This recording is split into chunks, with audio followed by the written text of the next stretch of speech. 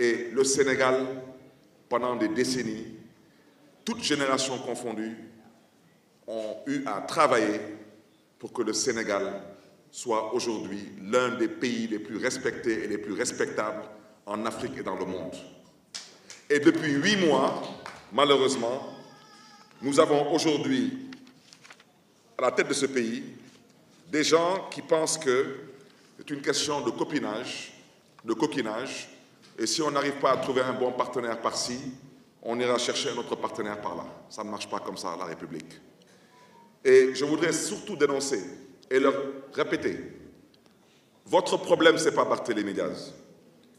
De par votre carence et votre incompétence, aujourd'hui, force est de constater l'appauvrissement généralisé des Sénégalaises et des Sénégalais.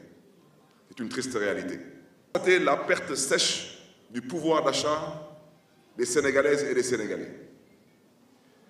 De constater la grave crise économique, pour ne pas dire la prochaine récession et la prochaine dépression économique, parce que je ne vois pas comment on pourrait en faire une économie à ce rythme. La baisse généralisée d'activité dans toutes les branches d'activité économique du pays. Aujourd'hui, vous prenez le port. Au niveau du port, je pense que le directeur général du port gagnerait à se ressaisir et à s'occuper de ses oignons au lieu de parler toujours de choses qu'il ne regarde pas. Il faudrait bien qu'il explique aux Sénégalais comment il s'est organisé en 8 mois pour pouvoir mettre à la porte 700 Sénégalais. 700 pères et mères de famille qui ont perdu leur travail. Aujourd'hui, il faut que ce directeur général du port vous explique comment le port a pu enregistrer aujourd'hui quasiment 40% de baisse d'activité. Aujourd'hui, je ne parle même pas de l'effondrement du carnet de commandes. Vous pouvez interpeller aujourd'hui le patronat, ils vous diront. Interpeller aujourd'hui l'ordre des notaires, ils vous diront.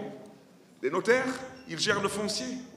Ils vous diront depuis 8 mois s'ils sont en train de faire des enregistrements ou pas. Quand vous arrivez au pouvoir, vous commencez à menacer le milieu du BTP. Aujourd'hui, le BTP, c'est quasiment 20% de chute d'activité. Vous n'avez pas été élu pour ça. Et je pense aujourd'hui que les tenants actuels du pouvoir devraient aussi surtout comprendre que l'une des raisons pour lesquelles ils sont là et qui nous intéressent tous, c'est le panier de la ménagère. Et ce que je suis en train de dire, ce ne sont pas des chiffres que j'invente. Ce sont les statistiques de l'ANSD 2024. Et tout le monde peut retrouver cela sur Internet. Depuis 8 mois, le riz a augmenté de 15%. L'huile a augmenté de 20%. Le pain a augmenté de 10%. Les fruits et légumes ont augmenté en moyenne de 40%. Les produits laitiers ont augmenté en moyenne de 30%. Ce ne sont pas des chiffres que j'invente. Chers tenants actuels du pouvoir, occupez-vous des problèmes des Sénégalais et lâchez-moi les baskets.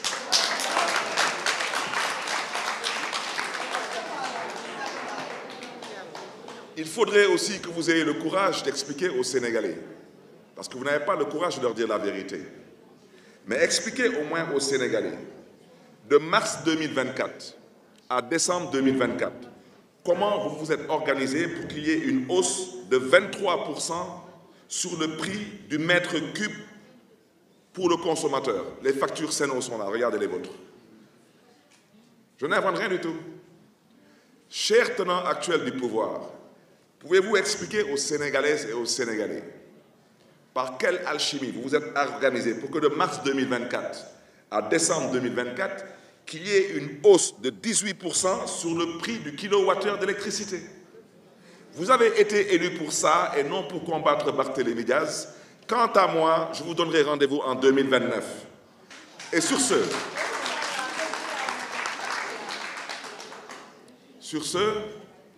vous me permettrez tout de même maintenant de faire la synthèse de ce que j'ai dit en wolof. Mbokk yi ginnaaw bu ñu sante